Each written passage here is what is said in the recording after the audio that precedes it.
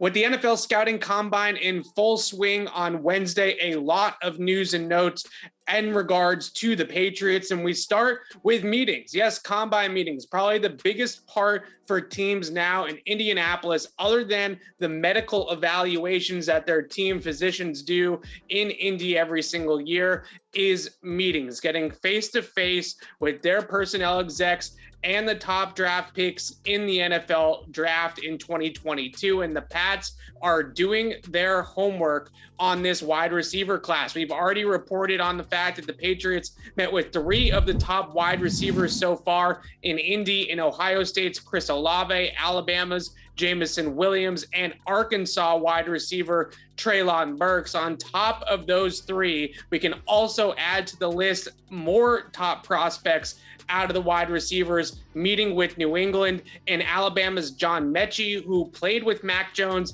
at Alabama and had a great rapport with Mac during that national championship season in 2020. And Kentucky do-it-all gadget wide receiver Wan'Dale Robinson also confirmed a meeting with the New England Patriots brass in Indianapolis. So you have pretty much every top wide receiver prospect in the draft telling reporters in Indy that they have met with New England at some point in the process. This goes on the heels of a lot of rumors connecting the Patriots to trade targets as well, such as Calvin Ridley of the Atlanta Falcons. And at this point, although this could just be smokescreen for the Patriots, and we should mention that these meetings come with a grain of salt. This is a fact-finding mission in Indianapolis. The Patriots are doing their due diligence by talking to all these wide receiver prospects. And just because they had a meeting with them at the combine doesn't necessarily indicate that they are interested in drafting that player in April.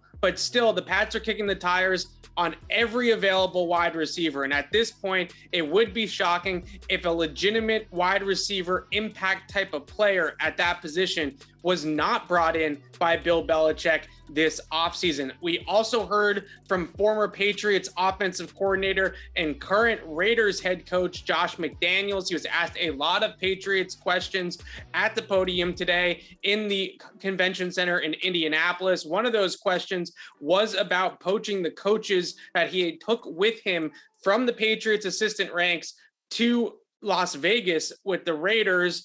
Mainly wide receivers coach, now offensive coordinator for the Raiders, Mick Lombardi, offensive line coach Carmen Brasillo, and assistant quarterbacks coach Bo Hardigree went with McDaniels to Vegas. McDaniels said that he spoke to Bill Belichick multiple times before making the decision to take those coaches with him, and he would not have done anything that was incorrect or not by the book. So he had multiple conversations with the Patriots head coach about taking those assistants with him, and basically implied that they had come to some sort of agreement or understanding about why McDaniels was taking those coaches, and a good feel for the coaches he was taking, and the Patriots having good replacements in-house for McDaniels to take those coaches with him. He also spoke about Patriots quarterback Mac Jones and said that Mac was one of the brightest young players he has ever coached, and doesn't expect Jones to have any sort of growing pains or issues with transitioning away from McDaniels as his mentor to another coach running the quarterback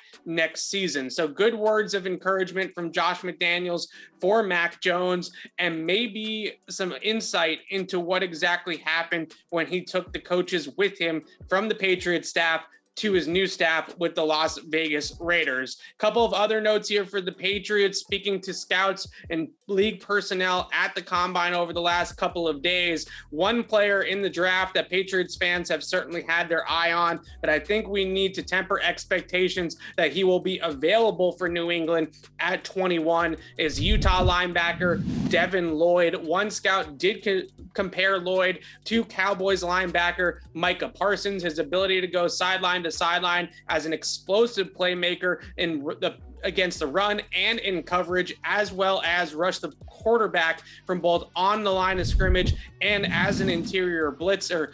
It would be a surprise at this point if Devin Lloyd is available for the Patriots to select him at 21. He is destined to go much higher in the draft, potentially at the back end of the top 10. Parsons went 10th overall to the Dallas Cowboys in the draft last year. I think that's exactly where Lloyd fits into this class at this point. So don't expect Devin Lloyd to be available at 21. J.C. Jackson's market still unclear at this point whether the Patriots are going to franchise tag the star cornerback or not. But Mike Giardi of NFL Network reporting that he is going to have robust interest in the free agent market. And if the Patriots do let him get to unrestricted free agency, he will probably break the bank in free agency, and it's going to have a difficult time for the Patriots to retain Jackson if he is not tagged before the deadline on March 8th. And last but not least, Andy Isabella, the former UMass wide receiver drafted by the Arizona Cardinals, has requested a trade and has been granted permission by the Cardinals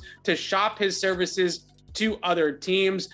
Isabella's agent confirming to CLNS Media that Isabella does want out of Arizona, and he's going to begin talking to other teams at the beginning of the league year in March and as the draft approaches about trading for the former UMass star.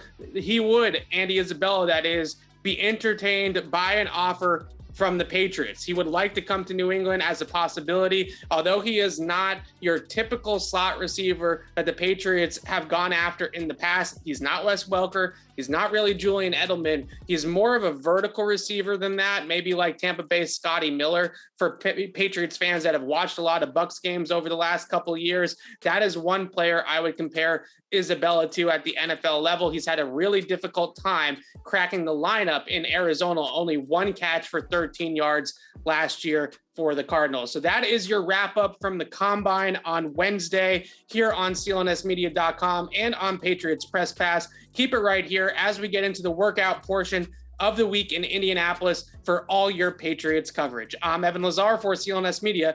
Thanks for watching. Thanks for watching our coverage of the 6-time Super Bowl champion New England Patriots. Make sure to subscribe to our YouTube channel, Patriots Press Pass, for a lot more exclusive content on the Patriots right here on CLNSmedia.com.